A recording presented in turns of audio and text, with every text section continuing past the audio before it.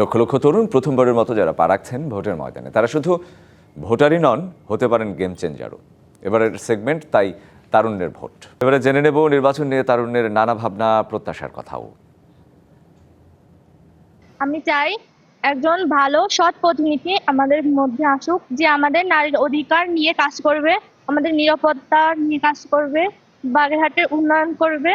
ভোটের দিন নানা ধরনের পরিবেশ কেমন হয়, ভোটের প্রক্রিয়া কেমন হয়, সবার অংশগ্রহণ, এইসব বিষয়গুলো নিয়ে কৌতূহল উত্তেজনা রয়েছে। এবং একজন নতুন ভোটার হিসাবে আমার কিছু আশা রয়েছে, যেমন আমরা একজন যোগ্য নেতাকে পাবো, আমরা দেশের উন্নতিগুলো দেখতে পাবো, দেশের সঠিকভাবে গড়ে ওঠা দেখতে পাবো। এটি নতুন ভোটার হিসাবে আমার আশা। রাস্তাঘাট, এলাকার অবকাঠামোগত উন্নয়ন যে করবে তাকে আমরা ভোট দিব।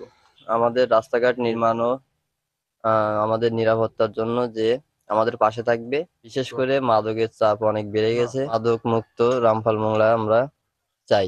এমন একজন লোক আমাদের এমপি হবে যিনি সুখে দুঃখে মানুষের সাথে থাকবে, সাধারণ মানুষ যার কাছে গিয়ে সহজে কথা বলতে পারবে বা তার সেই সম্মানটা পায়। বাগেরহাটের মানুষ শান্তিপ্রিয় মানুষ।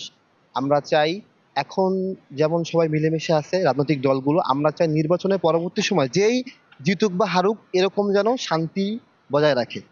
আর একটা কথা বলতে চাই, বাগেরহাটে সরকারি পিসি কলেজ আছে, এখানে আর কি সহস্রাধিক শিক্ষার্থী প্রতি বছর গ্রাজুয়েশন কমপ্লিট করে, কিন্তু কর্মসংস্থানের খুবই সমস্যা। আমরা বাগেরহাটে কর্মসংস্থানের ব্যবস্থা চাই। আমাদের মোংলাটা এখন বর্তমানে মাদকের খুবই ভয়াবহ অবস্থা। আমরা এর থেকে মুক্ত হতে চাই। সেই হিসেবে যে ভালো তাকেই আমরা ভোট দেব।